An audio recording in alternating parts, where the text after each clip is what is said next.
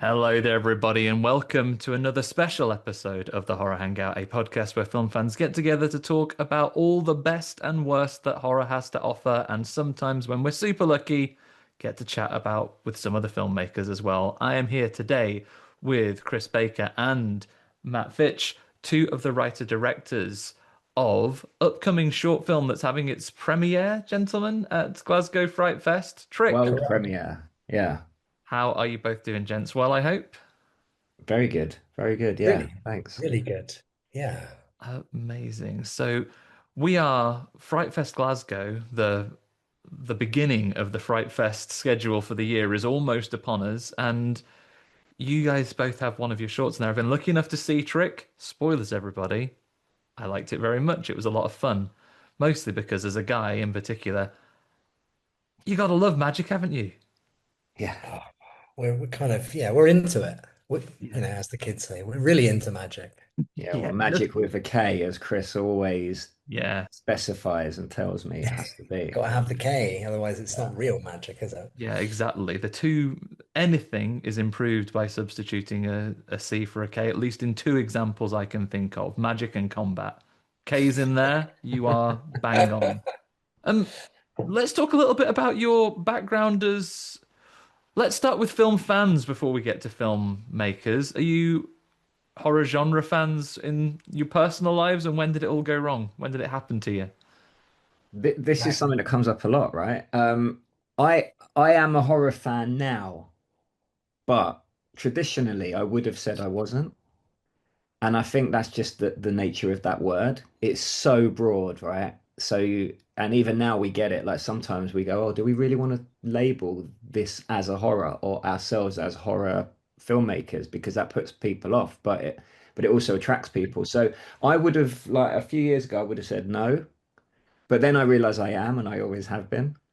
So You've come to terms with it.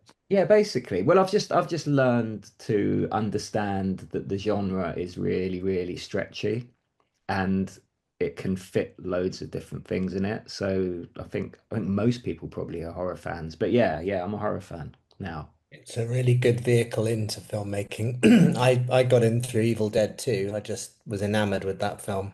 So, but yeah, I'm like Matt. I think that horror, I think well-made horror it transcends that kind of like uh slasher kind of like stereotype that usually comes with it.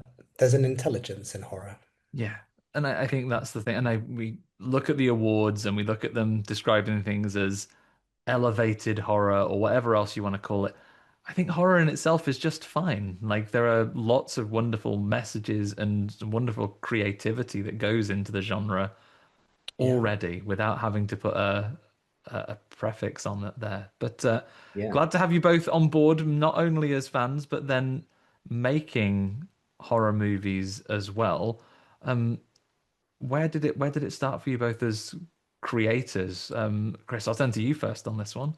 Sure. Well, Matt and I come from we come from advertising. So we work in a day job that's naturally creative, and we started writing comic books. I would say what 2011 or 2010, probably 2011 or 12, around that time. Um, we had some moderate success together, working together. Our book Apollo is available in fine bookshops everywhere in multiple languages. And it was in New York that we decided we wanted to make a bit of a change because we both of us really were, in our hearts, filmmakers. And comics was kind of like, it scratched the itch for a while. And yeah, we started writing screenplays, sold a couple, um, and more than a couple, I think. And from there, it was kind of like just a progression to why don't you direct something? And we directed a proof of concept called Backmask. Bit too long to be a short film, a bit too short to be a, sort of mini feature. And then we made The Trick, which was kind of like, I don't know even how we got onto that. We just went, well, should we just do another one? Um, Yeah. I think we yeah, always like now we direct it is where we're meant to be. like we're saying, we're film fans first and foremost. Like I love film. I've always loved film since I was a kid. And then yeah, I got into advertising, which is kind of filmmaking, but not really. But it's adjacent.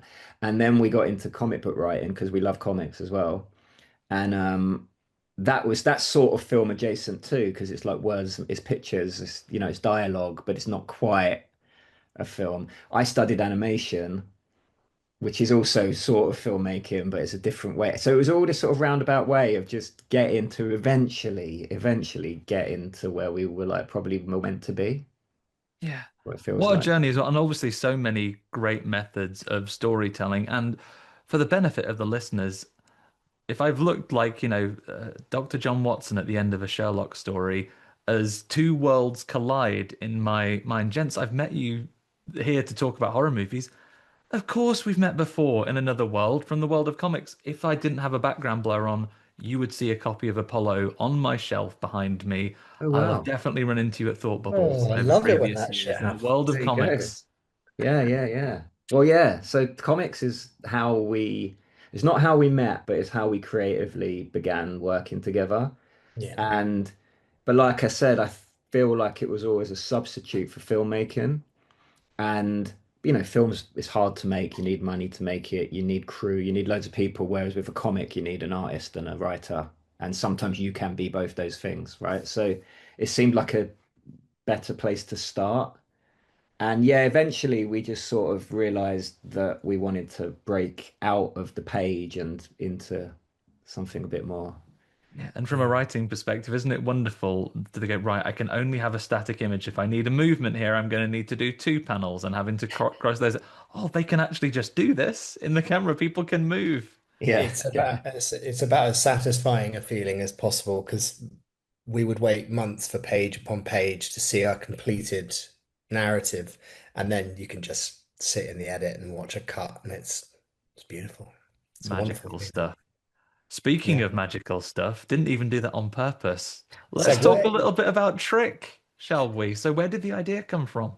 And actually, before we even do that, do you want to give us your approved synopsis? What can people expect going into this short? Oh, that is hard. That's So, a hard one. well, it's about it's about a lot of things. We like to always make sure that what we're writing has a deeper subtext to it, but I don't want to be pretentious. So basically, it's about a magic trick that um, leaves leaves a wake of destruction, I would say. Yeah, That's a That's my nice way of short putting it. version. there But is a yeah, lovely bit of sizzle for us as well. And you're also conjuring a real cultural touchstone, I imagine, for for especially for a British audience. That certain liminal space, that weird twilight zone that is the pub after last orders when there's just a couple of people left in there. Now It's always the one. that's interesting you've picked up on that because I'm fairly certain Matt and I have talked about that as a space in time before the pub closes and it's all like, on the streets. And we deliberately, and I'm not going, no spoilers, we deliberately didn't want to show outside the pub to make it that little microcosm that it is. But yeah, good, Yeah. well spotted. Well spotted, Yeah. Andy. No spoilers from me either, apart from, the opinion that I enjoyed it very much. I'm a huge sucker for short films. Whenever we go to a Fright Fest event, um, the first things I go gunning for the seats and the discovery screenings are always those short films. Quite frankly, because you're going to sit for the length of a film and you're going to see 10, sometimes Yeah. more, completely different stories. Um, and yours is the first I've seen for this year's showcase. So right now, my absolute favorite. I think it's a high bar for the others to clear as I mean, it well. was designed for that purpose. I say designed, that sounds quite clinical, but like Chris said, we made Backmask, which is another horror film, but it's 15, 18 minutes with credits. It's a little bit too long for programming. It's actually designed as a um, proof of concept for a feature film. Mhm. That's why we made that one. And yeah, we it did pretty well at festivals, but it was a bit long and sometimes it couldn't be programmed and it required like more of an audience engagement. Like it's a story, beginning, middle, end, like properly. And we just wanted to do something that was a bit more for that, because we went to loads of festivals as a result of that one, and we were kind of seeing how certain things landed, and we wanted to do something that just slotted into that exactly what you described. People are showing up, they just want a quick, sharp piece of entertainment with a bit of a scare, hopefully. And leave satisfied and then on to the next one. And we wanted to kind of like scratch the itch of, can we do that? Can we get out of being like long form storytellers and into something that's just a bit more Yeah. snappy? Yeah. I think if I may say so as well, your background in comics probably gives you some wonderful training for this as well. We know in the world of writing comics and so on as well, you are literally counting your budget by the page, by the speech bubble, Yeah, by the turn, and a lot of people also cut their teeth in shorts in comics in the same way they do in films as well. And a well-designed short hits like a well-designed joke. It has a punchline to it. It has that great twist. It's very instructive, in my opinion, on really making efficient films and telling stories incredibly efficiently. So, yeah. yeah, well done. Thanks, You know thanks. what? Yeah. Short comics are actually how we started. We ended up doing um, an anthology, I suppose, to extend the universe of an indie film called The Fitzroy. And that was actually the first time Matt and I collaborated on a story in that. And you do have to be super economic. I mean, it's every panel matters, every inch, and we don't like to be too we don't like to waste space, and we're quite economic with our stories. Um, so yeah, I think that's probably the advertising coming out of us though. Yeah, again, advertising what you've got 30 seconds if Yeah, you're basically, lucky. yeah, yeah, yeah. It's actually hard because I'm so used to doing that really economic storytelling. Sometimes I'm a little bit too economic, I think. But with the trick, that was the point. It was just, let's have some fun. And also let's make something that is like more overtly horror, Yeah. you know, that I Yeah. feel Backmask, okay with giving it that label. And it's like, yeah, it's horror. So Backmask, it wears the crown of horror slightly uneasily because it is more drama. It has got scares to it. I don't know if you've seen Backmask. If you haven't, it's available on YouTube. But it lacked that sharp horror jolt that we baked into the trick. So yeah, it was kind of like us improving upon ourselves with the trick. Well, yeah, consider Backmask next on my YouTube to watch list because again, I really had a lot of fun with the trick for all the reasons you've described. And then, Matt, to your point, anything that you designed it as, certainly that was the experience that I had. I got like a real sharp sting of horror. It's for me the ideal kind of short length as well because yeah, again, they can go in either direction. And I think it is nice to look at something which is there's a wonderful place in horror to do concept pieces, to do shorts which are intended to become features, but it is also nice to see ones that are always intended to just always be a short. Although I will give you the opportunity here to say, you've created a character and a concept here. If coming off the premiere, you get tens upon thousands of messages saying, "When are we going to see this trickster character again?" Could you be tempted to extend it? yeah. I mean, you can all. It depends on public demand. Of course, yeah. At the moment, we're actually developing Batmask into a feature film, and we're casting that at the moment. It's quite far along, and so that's our primary focus for feature films.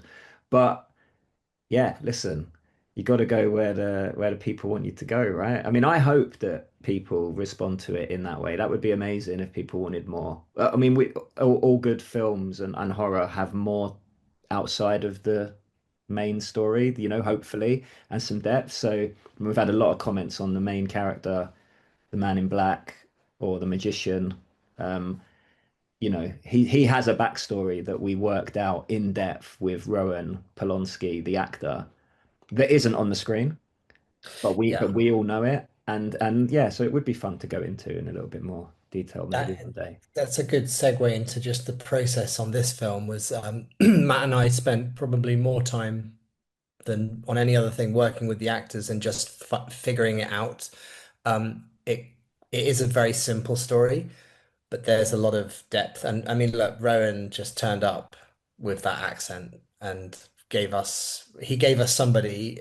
We learned as much about that script from him as we did from each other. So Yeah, yeah, yeah. And the you know, the server, the bar server, Jenny Eggleton played her. She's got a whole backstory too, you know? And again, mm. it's not said or spoken about, and it wasn't on the page, but she came up with it and we discussed it with her, and that's why you get the performances. That's how actors work. That's what I love about actors. It's again, you're leaning into that collaborative storytelling again. Wonderful training in the world of comics. I feel one day three of us get together, we'll do a course on this for, but like, looking at how that the collaborative process that is so inherent in comics creation. You can write and then you work with an artist who has their own spin and they can bring those things to life.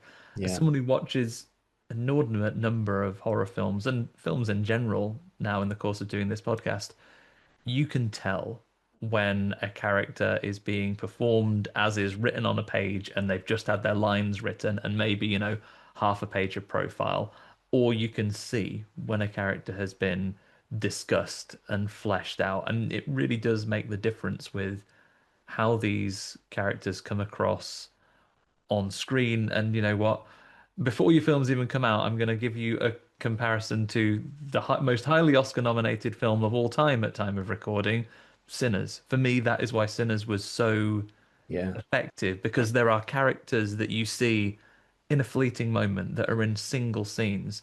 But yet, I have no doubt that if I was to go round to Ryan Coogler's house, he'd be able to show me um, pages upon pages of background and Mm. history for everyone that's on screen. Yeah, And you can again, you feel it. feel It's that. a whole world, isn't it? You built a whole Yeah, world. Like I've seen that movie in the cinema, and Chris watched it quite recently, and I was actually yeah. saying to my wife because she likes vampires, I was like, we should watch Sinners," and I don't think she'd realized that it was even set in a period piece. And then I was getting like exactly like what you'd said. I was getting into it, going, no, no, no. There's this like dark magic character, and there's this musician, and there's yeah, loads of backstory, and it's all like this melting pot. It's It's awesome. the Native American vampire hunters, Yeah. man. Give me the Yeah, yeah, spin-off yeah. about them. I'm there for it. Get Yeah. me, get someone give Ryan Coogler, all this money. Give me a 10-part Netflix series, or don't. Like, give me, I'm sure yeah, they've sent him the check a few times yeah, already now, and I'm sure that whatever he gets to do whatever he wants now. yeah. Um, and not Good that he on him. didn't, but yeah. Um, Um, but yeah, So I was going to say, so obviously we've touched upon sort of organically in our answers. What you're doing next is developing Backmask into a full feature. Obviously, we will grab for the show notes the short, which is available on YouTube. People can go and check that out. And if they are excited for it, here's the big news now. Where do they follow along? Where do they offer their support? Are you crowdfunding this? Are you just looking for people to be excited about it? Where's the Yeah, best place to get involved? good question. It's early days. We are not, well, we might end up crowdfunding some of it, but we've got exec producers and people who know how to do these things involved now. So it'll be financed in sort of a traditional way.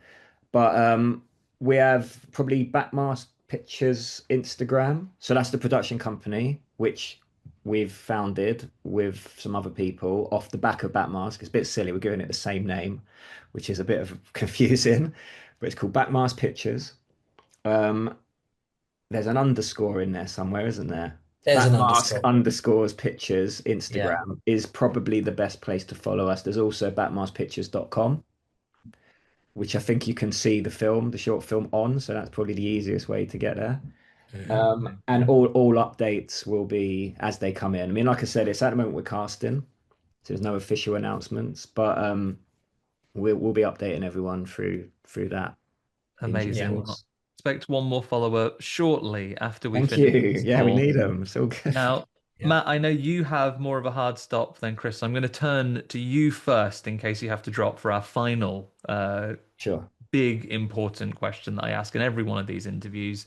Of course, we do a podcast called The Horror Hangout here, which, now, particularly as an admitted horror fan and horror filmmaker, the pressure's going to be on you a tiny bit. So if you're having your own little horror hangout there, people are coming round to your house and they're saying, Matt, we're going to have a movie night. You've been nominated. You're going to be in charge of the evening. Uh-huh. Mixed crowd. What film are you putting on for them? Horror film. Yes, your credentials are now going to be tested by all your friends and family. Well, this is what I was saying earlier about I didn't think I was a horror fan, but I would put on The Thing Oh, because I love John Carpenter, but I wouldn't call him a horror director, but he's done some great horror. I would have used to have thought The Thing was a sci-fi, right? But now I can see that you can, like I said at the start, you can stretch that genre in any direction. So if the brief is put on a horror film, I can kind of tick a load of boxes all in one go.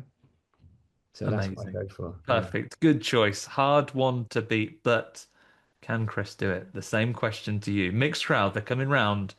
They're looking to you to put on a horror film for them. What are you choosing? I'm a bit pretentious, you see. I'd either go, I'm going to do an either or. The You can do double Shining's feature one. if you want. The Shining's one of my favorite films. And when Shining's a people good haven't one. seen Yeah. it, I get a slight excited, like, oh, I want to show it to you. But if I had to put on something to please us all, Exorcist 3. It's fantastic. It's an absolute gem. It's And just got one of the perfect stills of all horror movies, right? That the big scene with the scissors. Oh my, I mean that's a lesson in jump scares right there. I mean, just be patient and utilize sound and a good crash scene. Yeah, I love that movie. It's really fun to watch as well. Yeah, good choice. Because if you put on The Shining, which I also love, you're going to Mm, lose some of that crowd, I yeah, think. I love yeah. that movie, but it's a bit, you know, My You daughter's put it on 12. second I for after feel like Grandma's gone home. yeah, it's The Shining works on another level. yeah. Miniature plug, you should check out Enos Main as well by Mark Jenkin, which is a horror film that kind of affects you like a delayed fright. I always Okay. find myself like thinking about it the next day. Add that to the watch list immediately. It's groovy, man. It's a groovy movie. Amazing. Well, colour me very excited to see what you both come up with next. I enjoyed the trick very much. People can catch that if you already have your tickets at FrightFest Glasgow in just a few short weeks' time. If they don't catch it there, I imagine they will also be able to follow you on the socials and understand where it will be screening next following the premiere. So keep in touch there. I'm going to go back and revisit some of your old films, some of your comic works. It's very nice to see you both Yeah, again in a thanks. completely different context. Well, I'm actually Oh, going to dude. be in, I'm going to be at FrightFest in Glasgow if you're going to be there. So, Sadly, my oh no, attention is required elsewhere. I'm on a work trip at the same okay, time, fair but enough. Well, if hopefully we'll anyone else catch you is at the there, summer one. But yeah, anyone else who's going to be there, go and say hi to Matt while you're yeah, there. do that, Yeah. do it. Get your sandwich brought out, Matt, so you can Yeah, let everyone know where you are. We'll yeah, see if we can get you a badge printed and sent out like as heard on. yeah, do it, yeah. Send out there. T-shirt, I'll wear the T-shirt. t-shirt. Yeah. Amazing. Well, thank you both so much. Thank you to everyone for listening as well. Of course, couldn't do that without all of you. Thanks to our old mate Taj Easton for the theme music. Thanks to the good folks at Acast and Rusty Quill for their hosting of the show. And we will catch you all for another chat like this next time. Bye for now, everybody. Bye. Bye.